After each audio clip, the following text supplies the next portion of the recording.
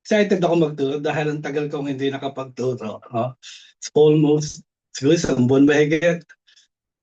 Inuulit nga ako ni ni Jana, tinatanong ako kung, "No, kailan ka ba magtuturo?" So, sandali, sandali lang. Ayusin ko lang 'tong aking notes para maayos lahat. Okay, so welcome to Living Hope Philippines. So, salamat na una, ah, na nandiyan kayo. Kanina nag-iisip ka ako kung ano yung pwede kong i-intro dito sa pag-uusapan natin. Pero yung habang nakikinig nga ako, alam nyo at alam ko, alam niyong lahat na yung pagsamba sa Diyos ay kailangan ng sakripisyo, no?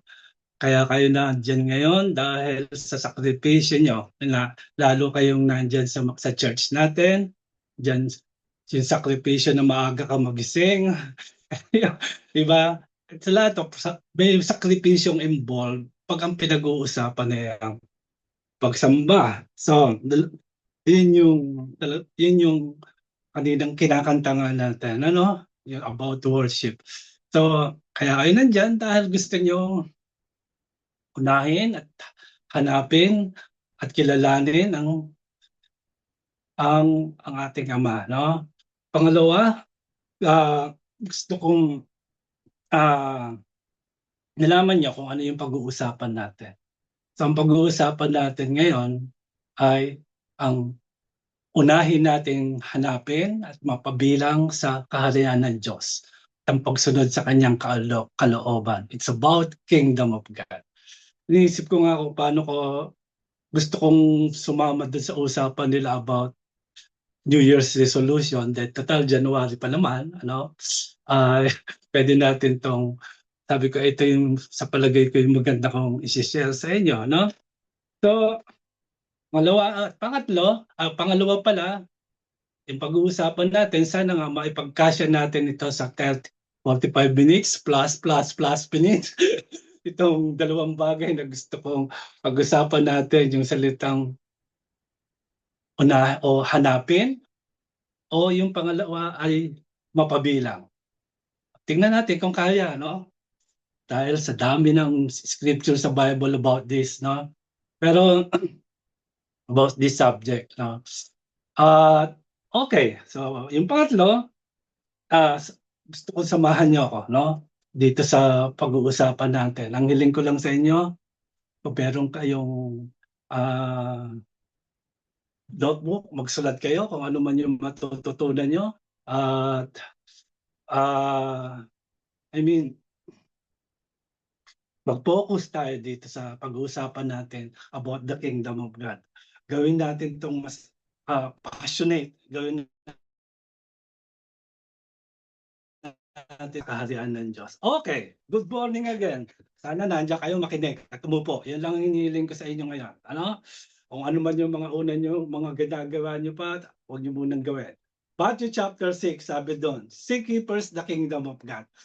Lahat tayo, ay pamilyar dito sa basic na ito, na scripture na ito, na seek ye first, sabi sa English, the kingdom of God, sa Matthew 6:33, and all these things, sabi, shall be added unto you. Madalas naririnig natin yan. Madalas na siguro, pag pinag-uusapan na kung hanapin ng salita ng Diyos, o ito yung scripture na naririnig natin. So Matthew 6:33, sabi sa Tagalog, kaya unahin ninyo ang hanapin. Ito sarili ko lang interpretasyon, pero nandito to. Dahil may dalawang bagay akong gustong pag-usapan. Kaya unahin ninyo ang hanapin at mapabilang sa kaharian ng Diyos at ang pagsunod sa kanyang kalooban. Sabing ganon. At ibibigay niya ang lahat ng pangangailangan nyo. Di ba? Imagine niyo yung Matthew 6:33. Sandali, bago ko makalimutan. May mga Bible dyan, ano? Kumuha kayo ng Bible Baka kasi, kung baka mamaya hindi hindi kumpleto 'tong, scripture na nasa harapan niyo 'no. Basic lang kasi yung mga sinulat kong scripture diyan, baka may maisip pa tayo na puwedeng ilagay diyan ano. Kaya kailangan niyo ng Bible 'no, para makasunod kayo dito sa pag-uusapan natin kung gusto niyong marinig. Pero sabi ko nga gawin lang natin 'tong basic. Dito makikita niyo na yung salitang ito na unahin niyong hanapin at mapabilang sa kaharian ng Diyos at ang pagsunod sa kanyang kalooban at ibibigay niya ang lahat ng pangangailangan niyo. Alam niyo ito ay part ng sermons sa bundok 'no, itong malaking bahagi ng sermon sa bundok na ito.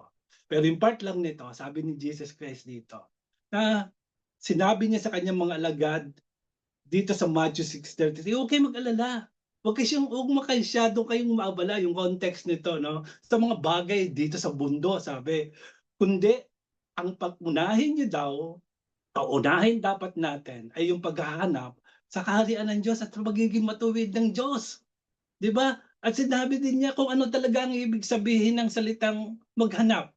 Sa palagay niyo, kayo, halimbawa tayo, before kadalasan lahat tayo na narito ngayon, dati nandun tayo sa ibang, simbahan. Halimbawa, ikaw ay Roman Catholic. Kung itong pinag-uusapan na natin na salitang hanapin dahil meron kang gustong hanapin. Ikaw ay Roman Catholic, hindi mo nahanap yung gusto mong hanapin, pumunta ka sa hindi mo pa rin nakita yung gusto mong hanapin regarding kaharian ng Diyos. Pangatlo, pumunta ka sa ano pa ba, sa Baptist, hindi mo pa rin nakita yung kaharian ng Diyos. Tapos pumunta ka sa living home. Iyon ba yung salitang gustong sabihin ni Jesus Christ dito sa salitang maghanap o unang hanapin? I mean, puwede kung nandito ka sa living room, puwede mong i-consider 'yan, ano? Pero alam niyo, itong salitang hanapin, para makita natin yung ibig sabihin nito. Hindi ito parang simpleng laro lang ng taguan ng mga yung bata at saka yung kanilang nanay o tatay na para bang hahanapin kita pero alam ko naman kung nasaan talaga ka, gano'n 'no? Pero hindi lang sinabi ni Jesus Christ na hanapin ang kaharian ng Diyos, sinabi niyang unahin itong hanapin.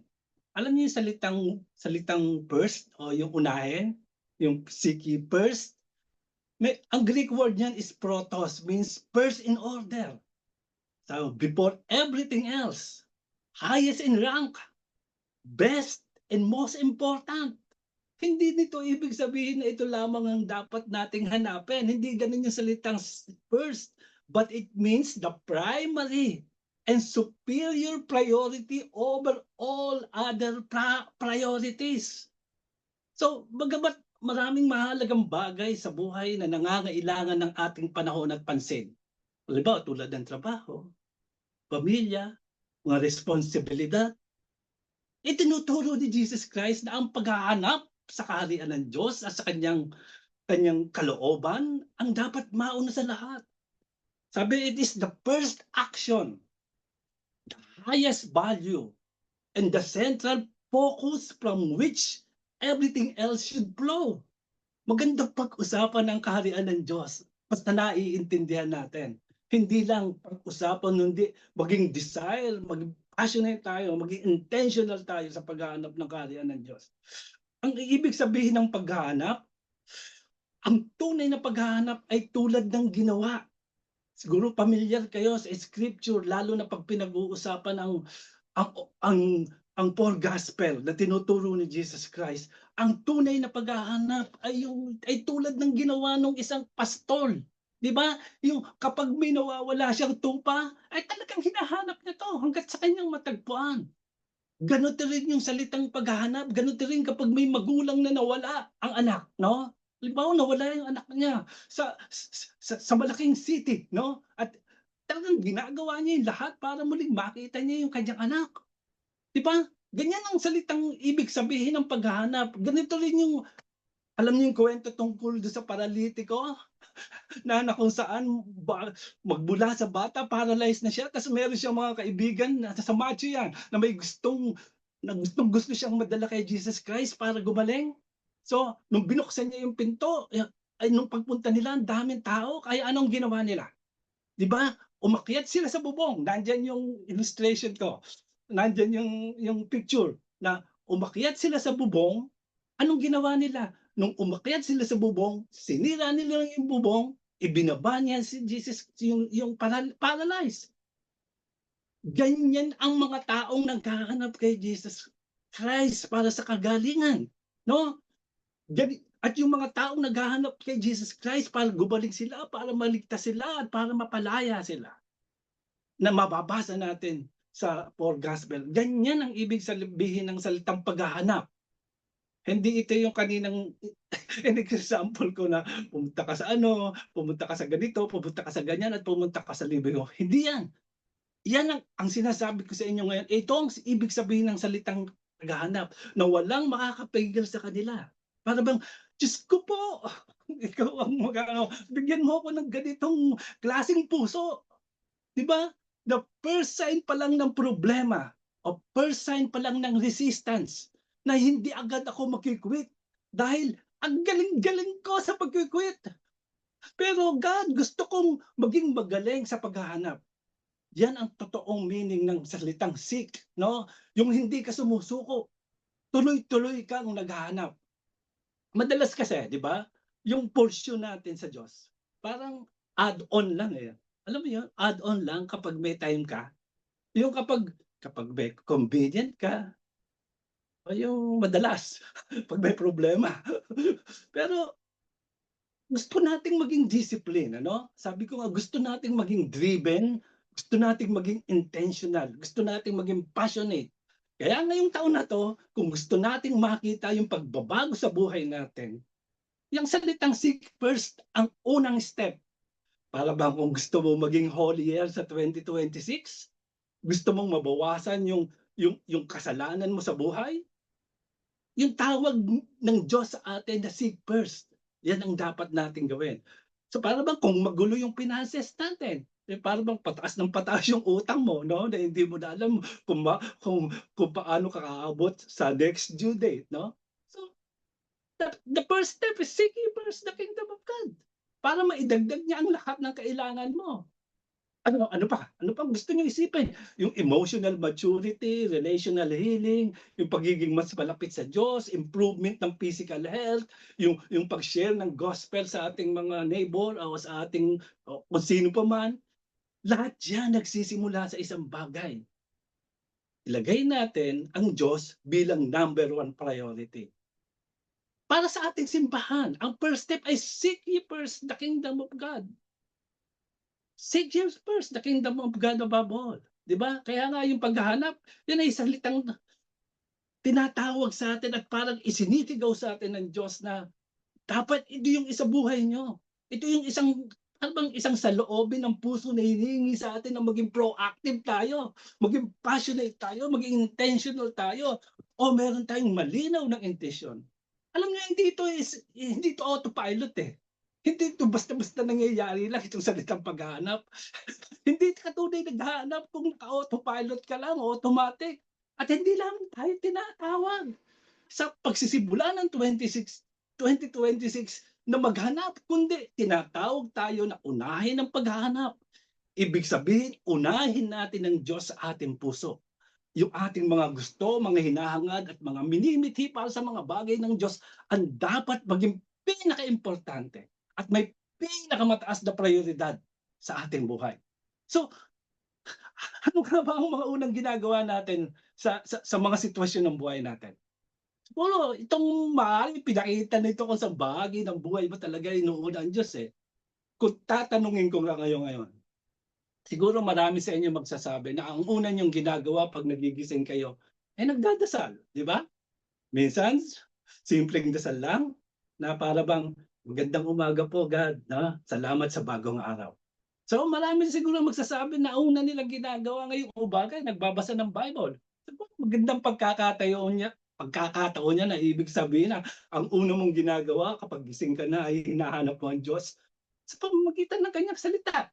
May 5 naman nagsasabi na ang una nilang ginagawa ay paggising nila ayusin yung kama na medyo nakakatuwa 'no. Ako ang una kong ginagawa nung nandiyan ako sa Pilipinas ay maliban sa subuan ng gatas Dabi dahil umiiyak na.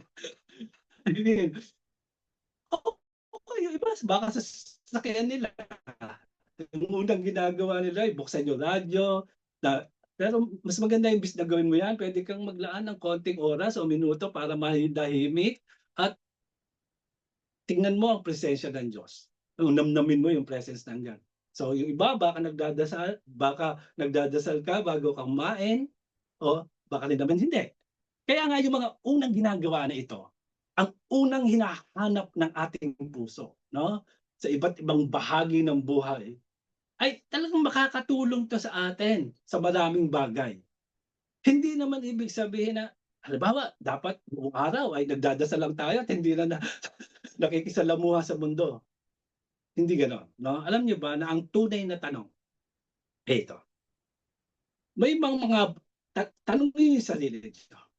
May mga bahagi ba sa buhay ko ngayon 'no, kung saan puwede kong unahin ang Diyos na sa ngayon ay pangalawa o pangatlo lang siya. So minsan nga hindi ko pa nga siya naiisip. Yan ang tunay na tanong. Mayro'n bang bahagi sa buhay mo na ganyan, na puwede mong unahin ang Diyos? Tayo yung mga amen, tinawag ni Jesus Christ yung kanyang mga alagad o kasama na rin tayo na unahin ang paghahanap sa kaharian ng Diyos, ang pagsunod sa kanyang kalooban. At iyan ang ating pag-uusapan ngayong umaga. At sana nga matapos natin ito at para hindi na sumunod yung linggo na para yung salitang paano nga ba tayo makakasama.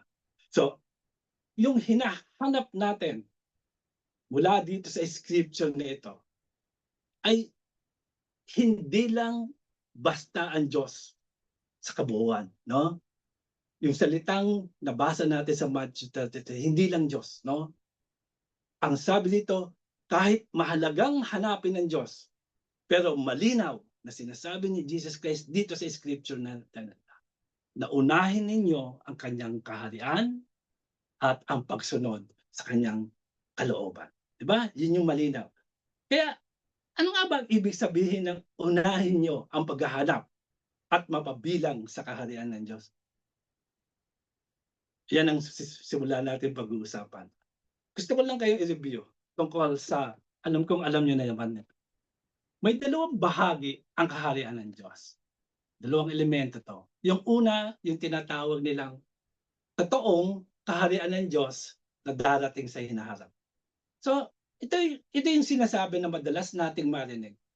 Isang pisikal at parang maluwalhating kaharian kung saan para bang ang mundo ay mapupuno ng kaluwalhatian ng Diyos. Doon, sa sinasabing yon, laging nating papupurihan at itataas ang Diyos. Para bang mapupuno ng kaalaman at kaluwalhatian ng Panginoon. So, yan yung na para bang tulad ng sabi doon sa scripture, tulad ng pagkapuno ng dagat ng tubig. I mean, isipin mo yung ilalim ng dagat lang, no? Meron bang bahagi doon na tuyo? 'Di ba? Wala. Para bang yung tubig sumasakop sa bawat pulgada, bawat sulok, bawat bitag ng sahig ng dagat. Sabi sa scripture, ganyan din sa darating na kaharian. Yung bang kaluwalhatian ng Diyos ay hindi lamang sa langit, hindi lamang sa loob ng simbahan, hindi lamang sa Jerusalem. Ito ay laganap sa buong mundo o laganap sa buong daigdig. Walang lugar, walang bansa at walang kultura na hindi aabutin ng kanyang presensya. Walang bakanting espasyo na hindi sakop ng kanyang kapangyarihan. So para bang sabi ko nga kanina, kapag ikaw ay nasa ilalim ng dagat, ang tubig ay hindi lang isang bagay na nakikita mo. Ito ay yung iyong kapakaligiran. Ganyan yung kaharian ng Diyos. Ito ang iyong hingahan. Kalba ba kung isda ka at ito at ito ang bumabalot sa iyo, 'di ba? Parang gano'n. Doon sa kaharian na 'yon, Sinasabi, wala ng kamatayan, wala ng lungkot, at wala ng sakit. Yan ang kaharian ng Diyos. Ayon kay Jesus Christ at ayon sa Biblia. Sa madaling salita, ang ibig sabihin nito ay darating ang panahon na ang Diyos ang magiging sentro ng lahat. Hindi na siya magiging paksa ng debate o pagdududa na naririnig natin ngayon. Ano? Yung kanyang kadakilaan, sabi, ay magiging absolute na katotohanan na makikita at mararamdaman sa bawat sulok ng mundo. Sa madaling sabi, no? I mean, ang kaharian ng Diyos ay ang panahon kung kailan ang lahat ng mali sa mundo ay magiging tama na. Kaya kung may mali ngayon sa mundo, kapag dumating ang kaharian ng Diyos, maayos na yan. Ang kaharian ng Diyos. At sa ngayon, wala pa ito. Hindi pa natin ito na makikita. No? Pero meron pang isang bahagi ang kaharian ng Diyos na nandito na ngayon. Di ba? Dahil meron tayong spiritual at makapangyarihang pamamahala ng Diyos sa ating buhay, na madalas na nababasa natin, na kung saan siya yung sumasakop, kung saan siya ang may authority, kung saan siya ang nabubuno, at siya yung hari. So, yung mga bagay na yon na nababasa natin sa Bible, malaking epekto yon sa atin. No? Kaya, ang hangarin natin sa buhay, ang hangarin ko din sa aking puso at sa aking isip, talagang mangyari ang kaharian ng Diyos, di ba? Yung dasal dito sa lupa, tulad ng nasa langit. So, magandang dasal yon na lagi nating dapat dinadasal. Kaya pag sinasabi natin at nababasa natin ang salitang kaharian ng Diyos, ang ibig sabihin ay ang darating na totoong kaharian sa hinaharap at ang kasalukuyang espiritual na kaharian na nararanasan natin. Di ba? So ngayon, bago ko ipaliwanag sa inyo ng lubusan kung ano ibig sabihin nito, gusto ko muna kayong bigyan ng konting idea kung ano ang magiging itsura ng kaharian ng Diyos. Sa sa sa pinakamagandang scripture sa Bible, pag gusto mo tignan ang kaharian ng Diyos. Ito ay ang Isaiah 25. No? Sa Isaiah 25, mababasa niyo yun. Naririnig niyo pa ba ako? Kasi naka-post yung slide ko. Tell me. Salita kayo. Narinig ka ng may technical difficulties, no? Ha? Rinig ka. Okay, good. Isaiah 25, sabi, verse 6. Sa bunto ng Sayon, aanyahan ni Yahweh na makapangyarihan sa lahat, sa lahat ng bansa para sa isang malaking handaan. Ito yung banquet na sinasabi. No? Pinakamasarap na pagkain. Imagine niyo to Basahin niyo, tumuto kayo sa scripture. Aanyayahan ni Yahweh na makapangyarihan sa lahat, ang lahat ng bansa para sa isang malaking handaan. Ito yung kaharian ng Diyos. No? Pinakamasarap na pagkain, lumang alak na totoong dinalisay ang kanyang ipinahanda. Sino dito ang mahilig kumain? Siguro naman hindi dapat ang tanong gano'n. No? Pero alam kong lahat tayo mahilig kumain. Di ba? Sino ang mahilig, maliban kay Mabel, na masarap na pagkain? No? Alam mo siguro, lahat tayo mahilig sa masarap na pagkain. Yung isang handaan ng mga lumang alak. Kung naiintindihan natin kung meron kayong konting kaalaman sa alak, ang tanong, ano ang mas masarap na alak? Yung bago ba o yung lumang alak? The old and the new. Kaya nga merong, ano ba yung Tanduayran, 5 years old? Pero di ba sila pang imbalsamo daw? Imbalsamo daw yun sabi. Pero alam niyo ang pinakamasarap na alak? Nakapunta na ako sa gawaan dito ng red wine. Ang pinakamasarap na alak ay yung lumang red wine. No? Hindi yung bagong gawa lang. So, di ba? Yan ang ihahanda sa atin. Ang pinakamagandang karne. Ang pinakamahusay na alak. Imaginin mo yon sa handaang iyon. Yun ay handa ng ating Ama. No? Ganyan ang kaharian ng Diyos. At sa bundok dong ito, sabi verse 7, Papawiin niya ang kalungkutan ng mga tao sa lahat ng bansa. Aalisin din ng Panginoon Diyos ang kamatayan. Laman yun. Papahiling niya ng mga luha ng lahat ng tao. Alisin niya ang kahihiyan ng kanyang mga mamamayan ng mundo. Oh, di ba may mga taong ganito? Ah, na sobra ng kahihiyan. Pero mangyayari nga ito dahil sinabi mismo ng Panginoon. Kapag ito'y nangyari na, sasabihin ng mga tao, siya ang ating Diyos. Nagtitiwala tayo sa Kanya. At iniligtas niya tayo. Siya ang Panginoon na ating inaasahan. Magalak tayo, magdiwang dahil iniligtas niya tayo. No? Alam niyo ba, imagine ko itong verse na ito. No? Dahil ako ay isang OFW. Pag ako yung umuwi, no, galing sa ibang bansa. Kaya nga, isa sa pinakamagandang eksena makikita mo. Halimbawa, sa balita, sa video, kung na-observe mo man to, alam mo yung kapag merong isang taong o pamilyang muling nagkikita, sa airport madalas kong nakikita yan pag umuwi ako. Halimbawa, yung isang mahal mo sa buhay o yung isang mahal sa buhay na matagal na silang ng ibang bansa, talagang makikita mo kung yung paano napapawi yung kalungkutan at paano napapalitan ng kasiyahan yung kanilang itsura, no? Na nagyayakapan, umiiyak, kangiti, talagang nagdidiwang, di ba? Napakagandang pagmasdan, ano? Pero ayoko maging emosyonal, ano? Pero yun talaga ang makikita mo sa airport kadalasan. So ganito to. Isa sa mga bagay na pinakaabangan ko, alam nyo, sa kaharian ng Diyos, nasa simula, kung ano yung paghahari ng Diyos, yung unang paghahari ng Diyos sa buong mundo. Ito yun, na magkakaroon ng isang malaking handaan, yung bang great celebratory banquet. Yung ipagdidiriwang natin na ang kamatayan ay wala na.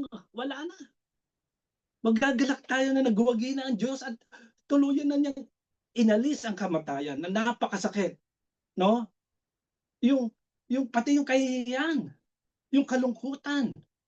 Para bang uupo ka doon sa isang napakahabang mesa kasama ang lahat ng mga santo. Magkakaroon tayo ng isang malaking handaan na yung bang muling pagkikita na merong pinakamasarap na pagkain, pinakamasarap na inumin. At kahit hindi hindi nabanggit sa scripture na naniniwala ako na meron dong mga masasarap na panghimagas, no? Kasi nanggad yung kanyang mga anak, no? So pinagdiriwang nila na wala ng kamatayan, wala ng kalungkutan, wala ng luha. Sinabi ng Diyos na siya ang maghahanda ng handaan ito para sa kanyang bayan. So, binanggit din niya ni Jesus Christ sa Matthew 8:11 nung sinabi niya sabihin niya na sa kanyang mga alagad, marami ang darating mula sa silangan at kanluran at uupo sa mesa kasama sina Abraham, Isaac, Jacob sa kaharian ng langit. Kaya sinabi ni Jesus Christ yan sa kanyang mga alagad, para bang simpleng komentaryo lang yan eh. Para ba siya, maraming bansa, lahat ng mga bansa at magsasama-sama, uupo sa mesa kasama sina Abraham, Isaac at Jacob. So, yan yung kasing pinakamalaking handaan na mangyayari. Unang mangyayari sa bahagi ng kaharian, ano? Sigurado kung magkakaroon tayo ng baliban dyan, magkakaroon pa tayo ng maraming handaan eh. Pero ang handaang ito, special to. Kaya para bang isang pambungad na handaan ng pagdiriwang kasama ang lahat ng mga santo. Yan yung unang mangyayari. Sana nga makasama ka, no? Makasama tayong lahat. Iniisip ko, no? Iniisip ko dito sa bagay na ito. Sino kaya yung gusto mong makatabi sa upuan sa handaang yan? Ibig sabihin, bukod sa mga mahal mo sa buhay na nawala, no? Na sabi kang makita. I mean, sino yung gusto mong makita na sabi ka sa makita? Si Esther ba? Si Daniel ba? Si David ba? Si Moises ba? I mean, yung mga bata nasasabihin nila, gusto ko si Samson. Gusto ko makita at umupo sa kanyang mga muscle. Di ba? Yung mga gano'n ba? Pero sinabi ni Jesus Christ, no? dito sa mga relihiyosong mga pinuno na akala nila ay makakapasok sila sa kaharian dahil sa kanilang ginagawang eksaktong bigay, eksaktong ganito, puro eksakto, puro eksakto. Dahil mga tradisyon, sabi ni Jesus Christ dito sa Lucas 13:28, dito sa mga reliyosong pinuno. Iiyak kayo at magagalit ang mga ngipin kapag nakita niyong nasa kaharian ng Diyos sina Abraham, Isaac at Jacob. At ang lahat ng propeta habang kayo namay, itong mga mayayabang at mapagkunwari at mga hipokrito, pinagtatabo yan. Darating ang mga tao buhat sa silangan at sa kanluran, sa ilaga at sa timog at kakain sa handaan sa kaharian ng Diyos. Di ba? Yan yung mga record ng kaharian ng Diyos. So habang nagtuturo si Jesus Christ, meron pa ritong isang record na kung saan may isang lalaki na sa karamihan nagsasabi dito sa Lucas 14:15, nang marinig iyon ng isa sa mga nakaupo sa may mesa, sinabi niya kay Jesus Christ, mapalad ang taong makakasalo sa handaan sa kaharian ng Diyos. Di ba? Yan yung mga record ng kaharian ng Diyos. Yan lang mga may mga konting bahagi na pwede kong ihalimbawa sa inyo. So, makikita natin dito, no, yung larawan ng isang handaan at yung pagdiriwang. Di ba kaya tayo, no, pagkatapos na itong fellowship, nagkakainan din tayo, no? Pero, I mean, kasi masarap yung magsasama-sama kayong kumain. So, magandang tignan o maganda dahil ito yung gusto ng God na ginagawa natin. At syempre, no? Nagtatapos ang Biblia sa napakagandang larawan mula sa Revelation pag pinag-uusapan itong kaharian, ano? I mean, sa pahayag o sa Revelation chapter 19, kung saan sinabi no once, verse 6, pagkatapos ay narinig ko ang parang sama-samang tinig ng napakaraming tao, parang ugong na lumalagas ang tubig at dagundong ng mga kulog. Ganito ang sabi ng tinig. Hallelujah! Sapagkat naghahari na ang Panginoon nating Diyos na pangkapangyarihan sa lahat. Maggalak kayo at magsaya. Lulahatiin natin siya sapagkat sumapit na ang kasal ng kordero. At isinanda na ang kasintahang babae ang kanyang sarili. Binihisan niya ng malinis at puting lino. Ano ang ibig sabihin ng lino? Tandaan niyo to. Ang lino ay ang mabubuting gawa ng mga hinirang ng Diyos. Tandaan niyo yan. Yung salitang yan.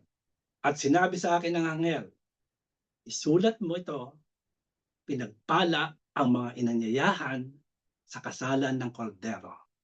Idinugtong pa niya, ito ay tunay na mga salita ng Diyos. So ngayon, ano nga ba natin hahanapin ang kaharian ng Diyos? Kaya nga, ang pagbabalik ni Kristo, yan ay parang isang magandang at masayang kasal. Kailan lang? Kaya ako umuwi sa Pilipinas dahil kinasal sa dito. Kung saan muling nagkikita yung bride at groom. At merong malaking handaan.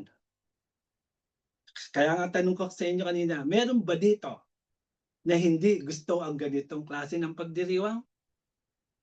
Kayo, sa nabasa natin, sa nakita natin, meron pa ba kayong hindi nyo ba gusto yung ganyang mangyayari? Kung oo, ano kaya iniisip mo? Siguro, ayoko ng ganong kadaming pagkain kasi kailangan kong bantayan yung aking kinakain. Lalo na kung diabetic ka, katulad ko na high blood. So, hindi ako pwedeng magpakasasa dito sa pagkain ito, no? Pero hindi mo kailangan yun eh. Hindi ko mo na kailangan mag-alala dyan na kung diabetic ka man o high blood. Kasi meron ka ng bagong katawan, ano? Kaya, kaya, kaya ito yung pinakamagandang dahilan eh, no? Para tayo magsaya. Para tayo magdiwang, no? Siguro, baka ilan sa inyo sinasabi, hindi ako mahilig sa party kasi hindi ko kilala yung mga tao o hindi ko alam saan ako uupo. Hindi naman yung problema eh. Doon sa party na yon, marami kang kaibigan. Kilala mo ang host ng party at kilala ka rin niya. Kaya ganyan inilalarawan yung unang pagdating ni Jesus Christ. Kaya ito ay isang magandang bahagi na, no? Kung ano talaga ang mangyayari kapag dumating na ang kaharian ng Diyos. Ngayon, punta tayo sa Matthew. Sa Matthew chapter 22. Nung binabasa ko itong talinhagang ito, ano, itong Matthew. Para bang napapalakas yung dagundong ng puso ko eh. Parang iniisip ko, gusto ko nandun ako sa araw na yan. I mean, gusto kong makita si Abraham dahil marami akong tanong. Gusto kong makita si David. Ewan ko sa inyo kung gusto nyo. Gusto kong makita si Esther. Gusto kong yakapin para bang at makasama ang mga talagang naging tapat sa pananampalataya. Sa Matthew 22. Kaya si Jesus Christ, nagsabi siya ng isang talinhaga sa kanyang mga alagad. At sa atin rin, na talagang akma sa panabuhagang ibinigay niya sa atin ngayong taong 2026. Tungkol sa unahin ang paghahanap sa kaharian ng Diyos. So, magsisimula tayo dito sa Matthew 22. Punta ka Matthew 22, Tonyo. Nasa Revelation ka pa.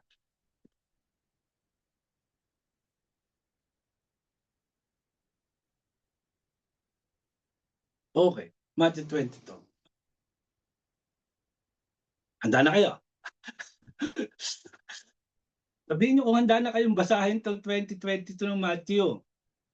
So, kung meron ba kayong mga dalang Biblia? Naniniwala ba kayo na ang Biblia ay salita ng Diyos? Wala atang naniniwala. Naniniwala din ba kayo na may sasabihin ng Diyos sa atin ngayon? At kung naniniwala kayo, okay, simulan na natin. Verse 1.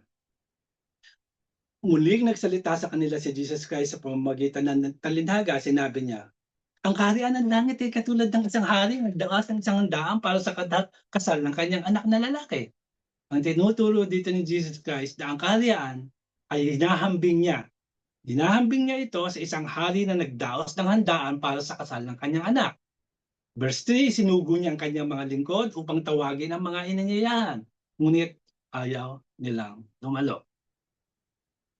Ang hari ay may anak na lalaki. Di ba? Nakita natin yan. May anak siyang lalaki na ikakasal. So isang malaking pagdiriwang. Dahilan para magsaya. No? So ang ginawa niya, isinugo niya yung mga lingkod niya, lumabas kayo at anyayaan mga tao na dapat dumalo sa handaan ng kasal na ito. Sabi niya doon sa mga alagad niya. Pero nung dumating yung mga alagad niya, ano nangyari? Tumanggi silang pumunta. So, anong gagawin natin? Tingnan natin, verse 4. Anong ginawa nila ulit? So, sinugo niya uli ang iba, pang mga alipin upang sabihin sa mga inimbitahan, handa na ang lahat. Ano yung mapapansin niyo dito sa verse 4? Handa na ang lahat, nakatay na ang aking mga baka at iba pang mga pinatabang hayop, nakahanda na ang pagkain. Kaya, pumunta na kayo dito. Para bang, dito sa verse 4, para bang mas lalo niyang hinikayat, diba? Nag-double siya.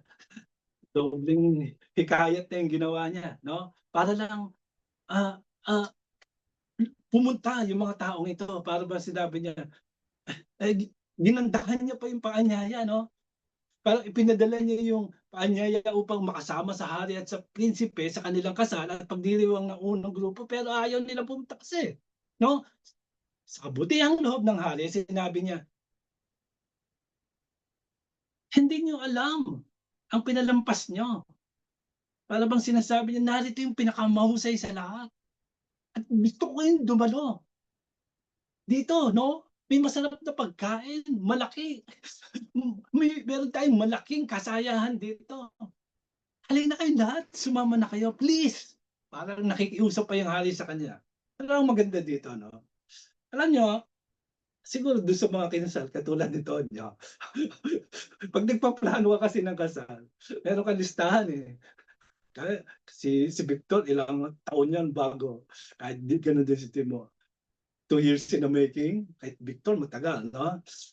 Meron kang listahan eh. May listahan ka. Pag nagpaplano ka ng kasal, may listahan ka ng A, meron kang listahan ng B.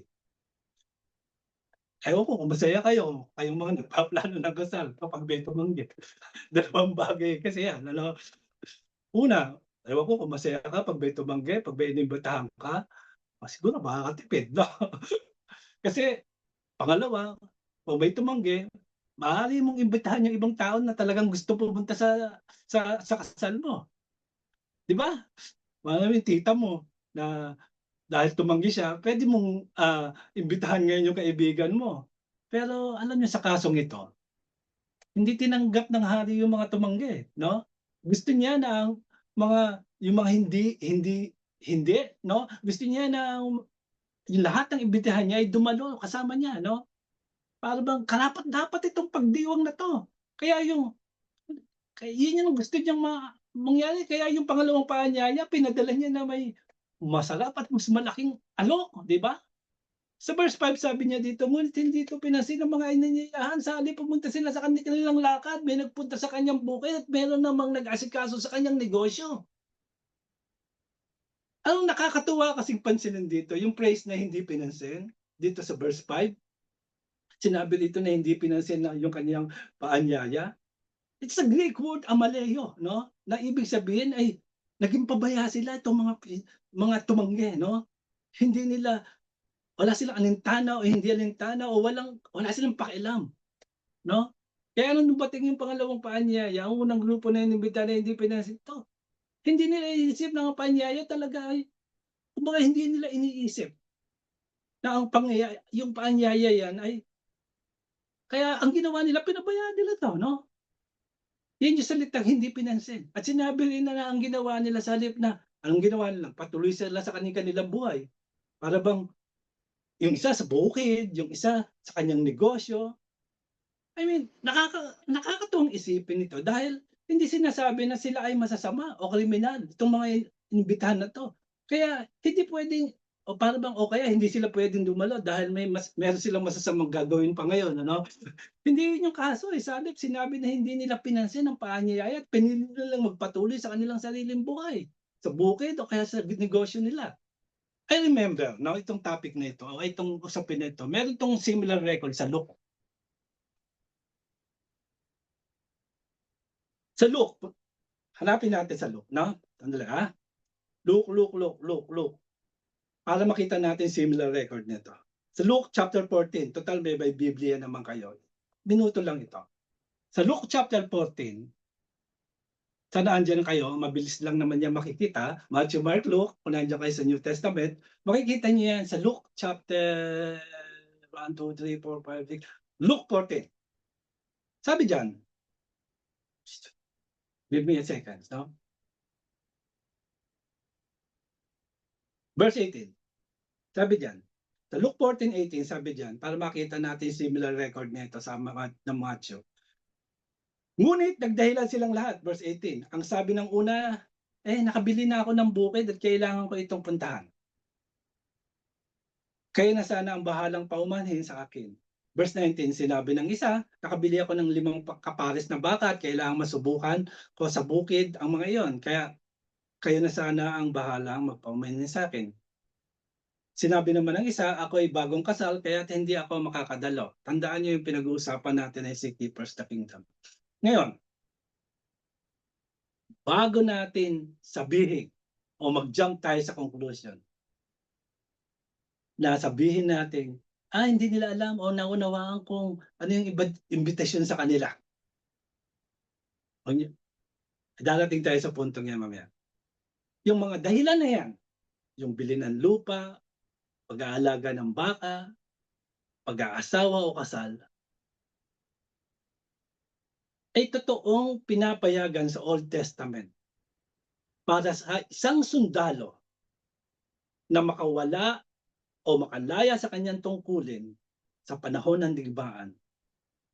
Kung merong labanan, pero ang isang sundalo na may alinman sa mga pangyayaring yan, yang business, farmers ikakasal. Pwede siyang huminto sa serbisyo militar niya para asikasuhin ang kanyang asawa, pangalagaan ang kanyang bukirin, tapusin ang pagbili ng lupa o alagaan ng mga hayop, etc., etc. Naintindihan niyo? Kaya sa paggamit ni Jesus Christ ng talinahagang yan, sinasabi niya, tungkol sa mga dahilan na ito, yung mga dahilan na yan, lihitin mo yan. Lihitin mong dahilan yan. O, valid. Hindi sila gumagawa ng masama o karumal-dumal. Pero ang punto ay ganito. Ganito ang mundong ginagalawan natin. Ang ganitong mga dahilan. Diba? Madalas sinasabi natin, anuman meron ako ngayon ay galing sa Diyos. Anuman meron ako sa trabaho, promotion galing sa Diyos. Asan ka ngayon? At ito ang dahilan. Ang pumipigil sa mga taong ito na tumugon sa paanyaya ng hari sa kanyang handaan ay ang mga bagay na bahagi lang ng araw-araw na buhay. May negosyo ko eh. May ikakasal ako. Meron ako nabili. Etc. etc. Yan. Yan ang pumipigil sa atin na tumugon sa paanyaya ng hari sa kanyang handaan. Pero nagiging mas importante kaysa sa imbitasyon sa kanila. Ito ang mga bagay sa buhay mo. Ito ang mga bagay sa buhay ko na natatabunan ang mga espiritual at yung tinatawag nating eternal things in our life. Di ba? I mean, ako nga nung gumawa ko ng mga listahan ng mga unang ginagawa ko at iniisip ko araw-araw, alam mo, parang tulad ng dati. Siguro wala namang oras na sinabi ko na ang unang ginagawa ko tuwing umaga ay sisihin yung asawa ko, no? O sisihin yung asawa nyo. O sisihin ng ibang tao. O makinig sa politiko.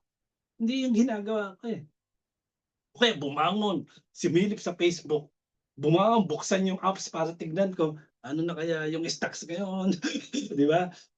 Ano kaya ang takbo ng trading ngayon. Eh? O kaya bumangon at tignan yung message. Para doon sa kung may sitwasyon sa trabaho mo o kaya sa pamilya mo. Nakikita nyo, no? Mabuti. Medyo tila harmless yung mga bagay na yan, no? But they get my attention first eh. O they get your attention first. Lumilipas ang araw, nagtatanong ka tuloy, bakit hindi pa ako nakakapagdasal? Bakit hindi ko pa natatapos yung progress ko sa pagbabasa ng Bible apps, no?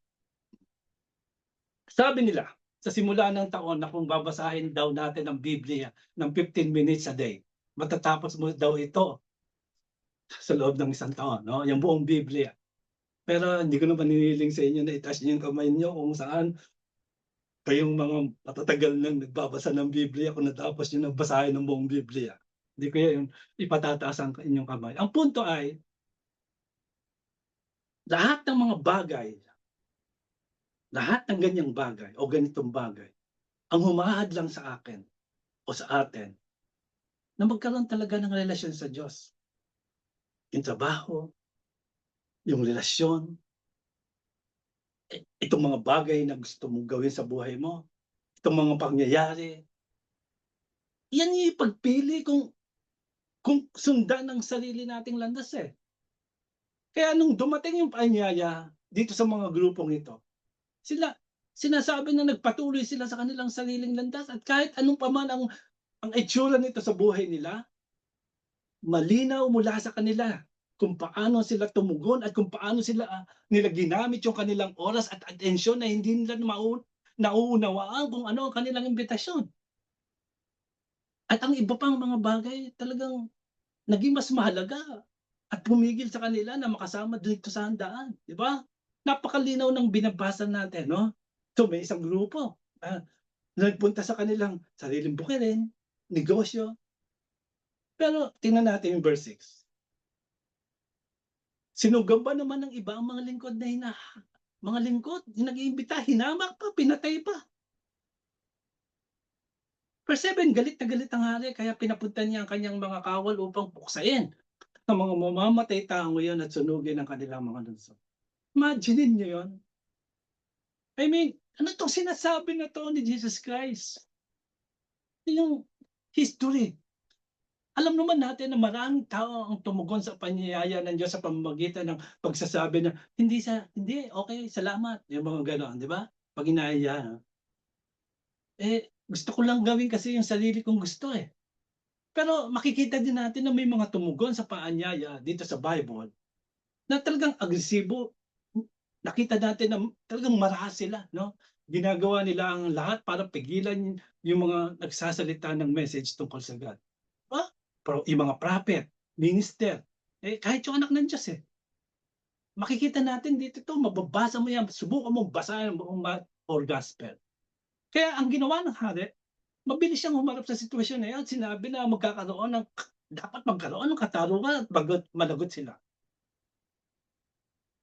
Nakakatuwang isipin to dahil iniisip ko habang binabasa. Alam kong mali yun, yung ginawa nilang yun. Ayoko maging gano'n, na mag-iimbento sa'yo, patayin mo. Pero alam niyo kung ano ang ayokong talagang maging katulad ng mga taong tumutugon sa paanyaya sa pamamagitan. Alam niyo kung ano? Yung sumagot ka sa paanyaya sa sa pamamagitan lang ng dahil meron kang gagawin pang ibang bagay. Ayoko maging gano'n, no? May trabaho pa. Importante yun eh. Pero, I mean, ngayon tingnan natin yung verse 8. Ilan ang naroon sa handaang yun? Tanungin ko kayo. Ilan? Wala pa, di ba? Kaya sinabi dito sa verse 8, tapos sinabi niya sa kanyang mga lingkod, nakahanda na ang mga pagkain, ngunit hindi dapat ang mga inanyayahan. So, pumunta kayo sa mga pangunahing lansangan at inyong anyayahan sa kasalan ang lahat ng makita nyo. Pumunta nga sa mga lansangan ng mga lingkod at sinama nila ang lahat ng kanilang natatagpuan, masama, mabubuti at napuno ang ng mga panauhin ang bulwagan ng pangkasalan. Ito rin na nagpapakita na talaga makikita mo kung ano talaga yung puso ng God eh. Sino gusto niya dito sa handaang ito? Sagot, lahat, di ba? Gusto niya lahat ay makaupo sa handaang yon. Oo, may grupo na inibitahan muna.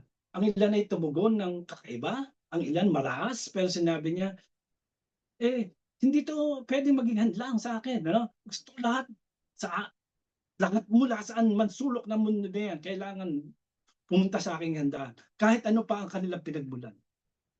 Kailangan nilang makasama dito sa dakilang kaganapan ng kaharian ko. Di ba? Kaya ang ginawa niya, pinadala niya yung mga panyaya sa lahat. Di ba? Sa dulo, sinabi na, nabasa natin, napuno ang silid ng kasaan. Itong silid bulwagan na ito, napuno ng mga tao. Kaya ay tanong natin. Tanungin niyo yung sarili niyo. O tanungin natin, ano ang tanong natin dito? Ano ang kailangan gawin? Kailangan gawin mo o kailangan gawin ng grupong ito para maimbitahan sa handaang kasal na ito. Anong kailangan nilang gawin? Diba wala? Wala. Anong kailangan nilang gawin para makadala sa handaang ng kasal?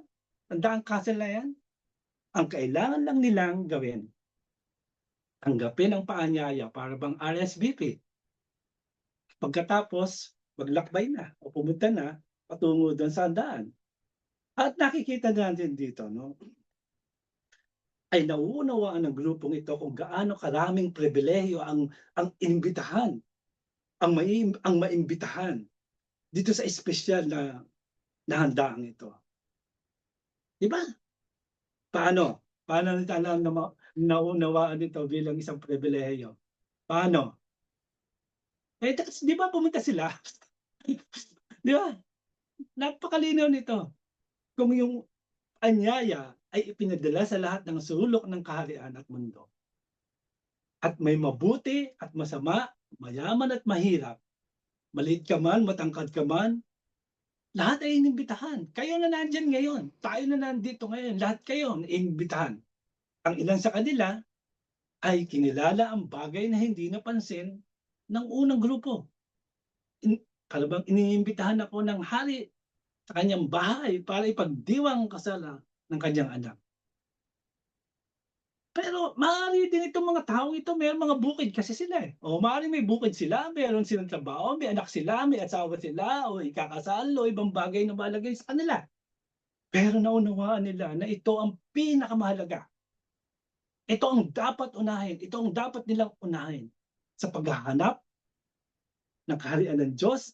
Ginawa nila 'yon. So nagsimula na yung party, tumugtog na yung musika, napuno na ng yung dance floor na sinasabi. Pero sa verse 11, sabi rito, pumasok ang hari upang tiningnan ng mga panahon, nakita niya ang isang taong hindi nakadamit pang kasal. Verse 12, tinanong niya ito, kaibigan. Look at the word, kaibigan. Sa word friend, English. Bakit ka pumasok dito nang hindi nakasuot ang damit pang kasalan? Hindi nakasagot ang tao. I mean, nanahimik.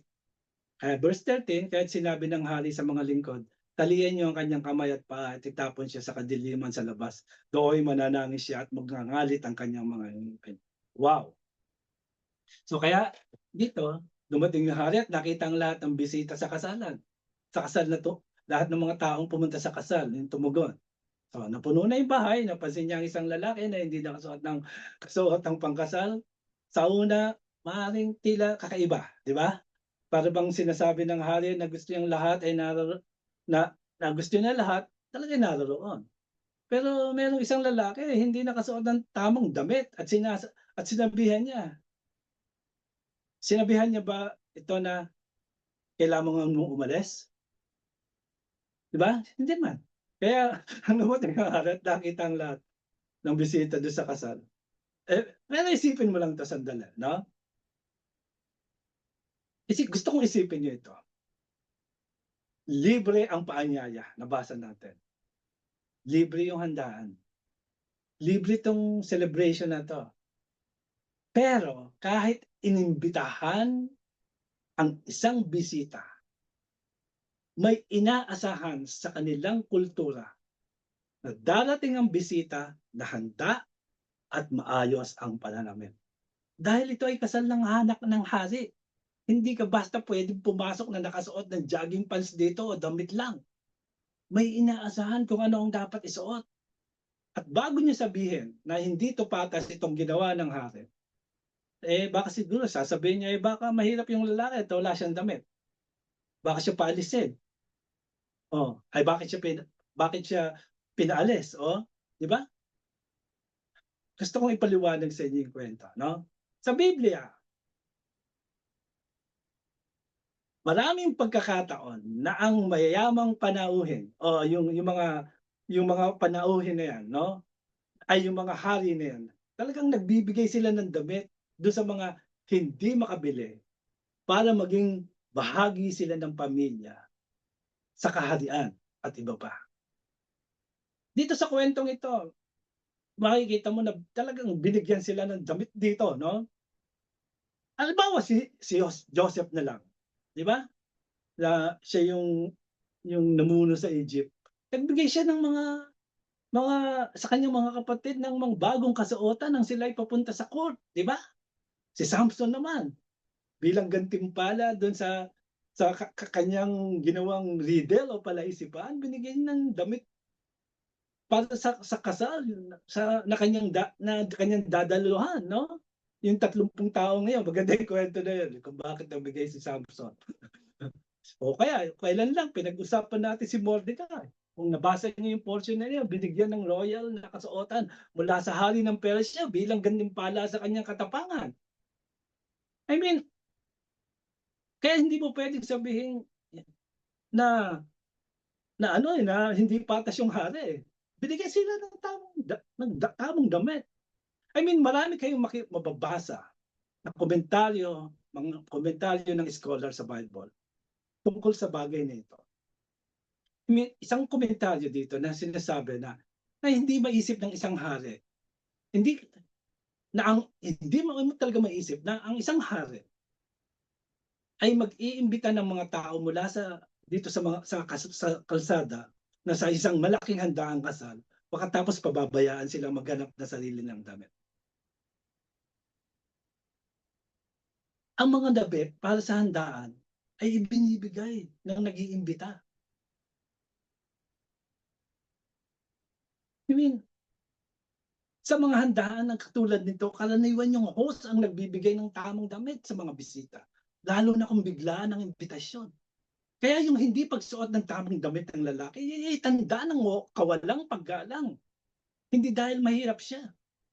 Talagang mapapansin mo na may bisitang walang kasuotang pangkasal, lalo na't ang mga bisita ay galing lang sa kalsada, na ipinapakita dito sa kwento na may talagang nakahandang tamang damit sa kanila. Kaya yung hindi pagsuot ng lalaki ay dahil tumanggi siyang sumunod sa gusto ng hari. So makikita natin ang lalaking ito sa kwento ay parang kinakatawan niya ang isang taong hindi naman na walang alam kundi itong taong ito, kampante lang siya. Pabaya, tamad, at iniisip na pwede niyang gawin ang mga bagay sa sarili niyang handaan o sa sarili niyang paraan. Di ba pag inaanyayahan kayo sa kasal, no? O inaanyayahan kayo sa kasal, meron diyang talagang kung ano yung dapat mong suotin eh. Alam niyo, minsan naisip mo, ano kaya, no? Kung pag inimbitahan ka sa kasalan, tapos merong ang motive niyo ay all black, no? Lahat ng bisita, sino man yan, ninong man o ano, ay black, no? Lahat ng suot niya, babae, lalaki. Ang tanging magsusuot lang ng babae ay ng ibang kulay ay yung pinaka-bright. Di ba? Kulay white. Ano kayang ganda pag napansin mo yung ganung klaseng kasalan, di ba? Imagine niyo lang, all black tas isa lang ang naka-white yung ikakasal. I mean,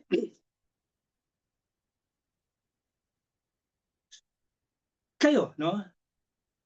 Ilan lang, sabi ko nga sa inyo, kinasal si Victor. Halos lahat sana ay inimbitahan. Halos lahat sa inyo ay naimbitahan. So siguro nung matanggap niyo yung invitation, hindi niyo sinabi, hindi nila pwedeng sabihin sa akin kung ano ang isusuot ko. Di ba? At hindi niyo din siguro sinabi na grabe naman ang higpit naman nito at hindi, I mean, at hindi din niyo sinabi sa mga kasama o sa asawa niyo, ay sige kahit ano na lang isuot natin. Sa halip, ang sinabi niyo, na anyayahan tayo dito sa napakagandang kasal na pupuntahan natin dito sa lugar na ito, dito sa garden na ito, kung saan I mean, na puno ang bulaklak ng paligid, lahat lahat ay ganito ang suot. I mean, di ba yun ang sinabi natin? Kaya ang sinasabi natin pag naimbitahan tayo sa kasal, isusuot natin kung ano yung gusto nila. Di ba? Kaya kung ayaw nating sundin yun, pwede naman na huwag na tayo pumunta sa handaan. Pero parang wala akong pakialam kung ano ang hinihingi isuot nila, no? Ang mahalaga sa atin, yung makadalo sa kasal. Yan yung nasa isip natin eh. Ito ang gusto nila. Gusto natin makadalo sa kasal. Excited tayo na makasama sa espesyal na okasyon yung napagdiriwang eh. It's an honor. Ito yung kaluwalhatian para sa Diyos. Yan yung mahalaga sa atin. At ang imbitasyon sa kasal, yun nagbigay sa atin ng instruction at direction para makapasok sa kaharian. At sinunod natin yan. Di ba? Pero itong lalaking ito, sa kwento, siguro inisip niya na mas alam niya kaysa sa nagpadala ng imbitasyon. Siguro isip niya. Papapansin natin sa kwento, nang lapitan siya ng hari, tingnan niyo kung paano siya tinawag dito sa verse 12. Tinawag siya ng hari na ano? Di ba kaibigan? Hindi tinawag ng hari yung lalaki na tanga. Hindi rin niya sinabi na, sino ka pa para gawin yan? Sa halip, nilapitan niya ito at tinawag na kaibigan at tinanong na hari, paano ka nakapasok dito na walang kasuotang pangkasal? So, anong ginawa ng lalaki? Natahimik, no? Hindi sinabi ng lalaki, anong kasuotang pangkasal? Hindi ko alam yan. Wala akong natanggap. Yung kanyang katahimikan ay parang nagsasabing, hindi ko akalaing seryoso pala kayo tungkol dyan. Di ba? So ipinapakita ng kwento nito na gusto ng Diyos na lahat ay magiging bahagi ng kanyang kaharian. So inimbitahin niya ang lahat, mabuti man o masama. So bawat tao sa mundo ay mahalaga sa Diyos at gusto niyang makasama sa pagdiriwang ng kanyang anak. Talagang napakabuti ng Diyos, no? Dahil ginawa na niya ang lahat ang kailangan natin para makasama. Ibinigay niya yung lahat ng tulong. Inalis niya ang lahat ng hadlang. Alam mo, makikita mo na pinatawad niya ang lahat ng kasalanan. Parang tinalo niya na ang lahat ng kaaway. Binigay na ng Diyos ang lahat ng kailangan natin para makapasok tayo sa kaharian. So, hindi na yun ang problema. Ang tanong ngayon ay ito, tutugon ba tayo sa imbitasyon ng Diyos at gagawin ba natin ang sinasabi niya? At mamumuhay ba tayo sa paraang gusto niya? Para sa araw na yan ay makasama tayo sa kanyang kaharian sa tamang paraan? Yan ang tanong. So yung lalaking yan na nasa party na yan, pero hindi nakasuot ng tamang damit, kahit binigay na sa kanya ang kasuotan, kahit binayaran na ng hari ang halaga para masuotan siya ng tama, ang ipinapakita na yan, halimbawang yan, ng lalaking yan, ayaw niyang magbago. Ayaw niyang magbago. Marami pa rin sa kanya ang mahalaga. Pero ang salitang seek first ay mas mahalaga, mas importante, mas superior. So ang pinapakita niya dito, ayaw niya magbago. Gusto niya yung suot niya, ayaw niya magpalit eh. At ang ganyang klaseng pag-iisip at ugali ng ating puso ay dapat nating talagang labanan ng todo sa tulong ng lakas at kapangyarihang ibinigay sa atin ng Diyos. Kaya nung tanggapin ng imbitasyon na pumunta sa handaan pero tumangging baguhin ang sarili ayon sa hinihilingin ng Diyos. I mean, kahit mahirap, kahit komportable, kahit hindi komportable, kahit sa simula ay hindi tugma sa gusto natin. Pero kailangan nating talagang baguhin, nating labanan yung ating puso. Sa tingin ba ninyo, di ba? Kayo ba magsusuot ba kayo ng tuxedo pag nakatutok yung init sa inyo? I mean, I mean, di ba? Hindi ito kasi talaga tungkol sa atin eh, no? Tungkol yan sa bride or sa groom. Tungkol yan sa okasyon, ano? Para bang sinasabi, tungkol ito sa Diyos. Kaya kung ano man yung mga kahit hindi komportable, kailangan mong tumugon. Alam na natin yung mga bagay na hindi komportable sa atin kasi nakasanayan na natin yung mga dahilan na yan. No? Kaya ang ginawa natin, pag ganyan, kung alam talaga natin yung imbitasyon, masaya nating sinusuot yung mga damit na yan dahil gusto kong natin makasama doon sa handaan eh. Kaya, mga kapatid, no? God is asking us to seek Him. And to seek first His kingdom. Naunahin natin ang kanyang kaharian, nagugustuhin talaga ng puso na natin na nandoon tayo sa araw na yan. At hindi ka makakarating doon at hindi tayo makakarating doon dahil lang nandito tayo ngayon. Nandiyan ka sa simbahan yan. Hindi ka makakarating doon dahil may imbitasyon ka. Makakarating ka doon kung tutugon tayo sa imbitasyon sa tamang paraan. At nagsisimula iyon sa pananampalataya natin kay Jesus Christ. Isa sa namatay para magkaroon ka ng pagkakataong makasama doon. Yan yung RSVP natin. Yan yung RSVP mo, sinasabi mo. Oh God, para bang naniniwala ako na si Jesus Christ ay namatay para sa aking mga kasalanan. Oo God, naniniwala ako na binuhay siya mula sa patay sa ikatlong araw. Oo God, naniniwala ako na siya ang hari na babalik upang ayusin ang lahat ng mali sa mundo. Kapag sinabi natin yan, yan yung ating RSVP. At maganda yan. Pagdiwang dapat natin yan at dapat nating pinapatunayan ang RSVP na yon araw-araw. Pero minsan may pangalawang bahagi pa eh. Pag tinignan mo yung imbitasyon at sasabihin mo, sige Ama, ano ang dadaling ko? Ano ang isusuot ko? Alam mo kung ano sasabihin sa'yo ng Diyos? mga puting lino. Di ba naalala nyo kung nasabi ko sa inyo kanina, tandaan nyo? Yan, yung lino na yan, ang mga banal na gawa ng mga tao ng Diyos. At sasabihin mo, wala naman akong ganon, wala akong ganyang damit. At sasabihin niya, huwag kang mag-alala, ako ang magbibigay niyan sa'yo. Di ba?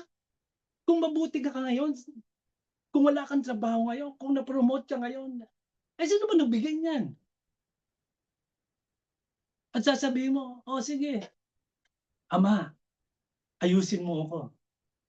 Sukatin mo ang buong buhay ko para maisut ko ang mga bagay na nagbibigay lugod sa iyo. Gusto ko maging banal. Pero may magsasabi, Pastor, parang sinasabi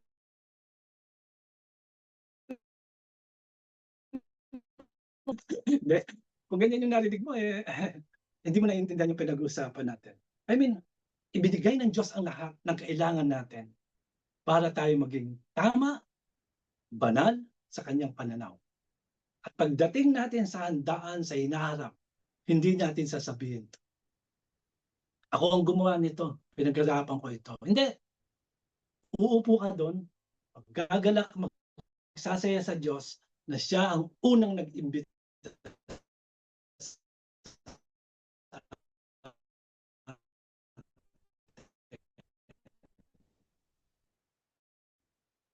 ay may mga bagay sa buhay natin na kailangan talagang baguhin. May mga bagay na kinakapitan na kailangan mong bitawan. Kailangan mong alisin at hayaan ng Diyos na palitan yon ng mas mabuti. Alam ko mahirap yan. Pero totoong trabaho itong ginagawa natin. At ito ang mga sandaling kadalasang sumusukong ang marami sa atin. Ito ang mga sandaling gusto na lang nating sabihin na, bahala na si Batman.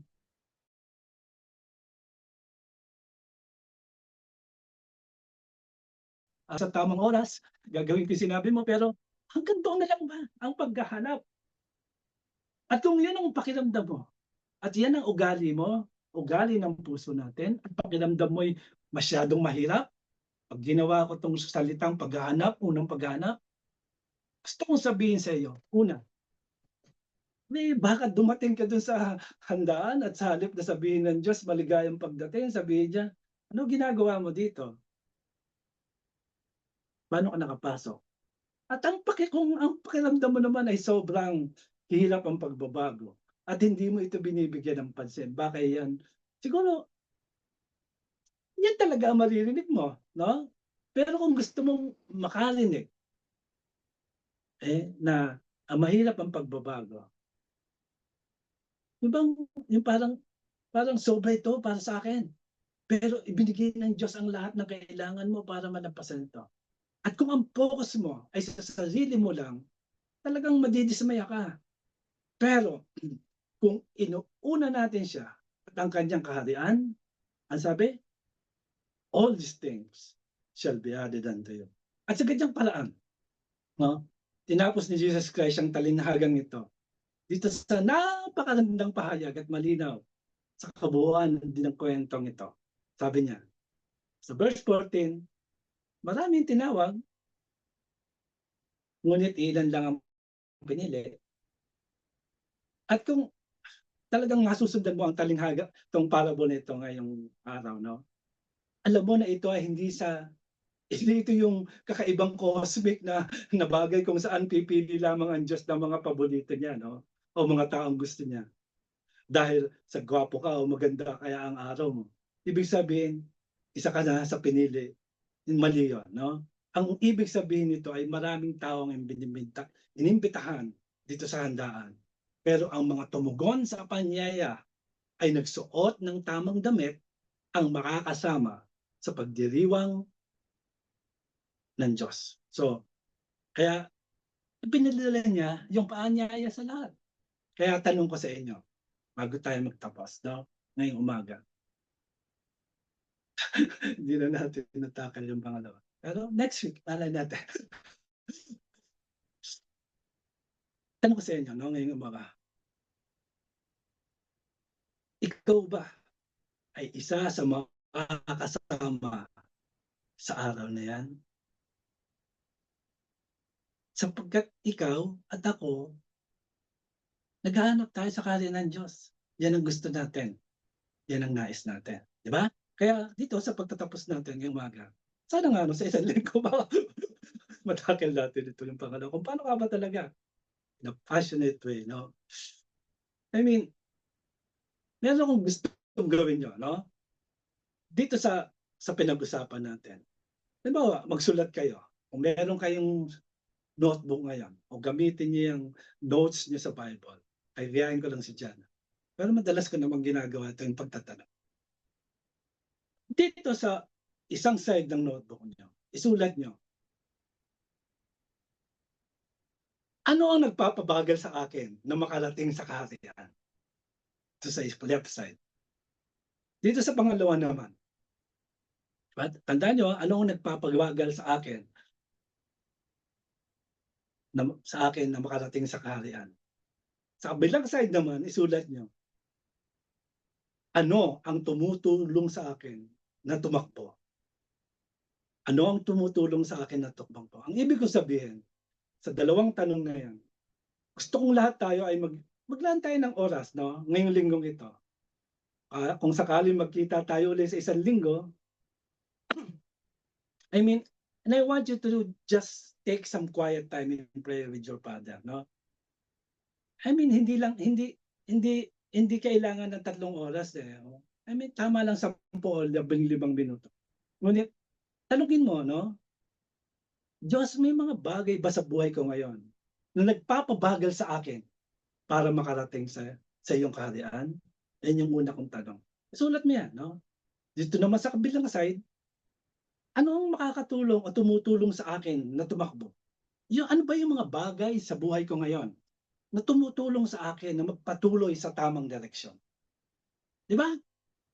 Siguro, maaaring may isang tao na nagbigay sa iyo ng inspirasyon at lakas.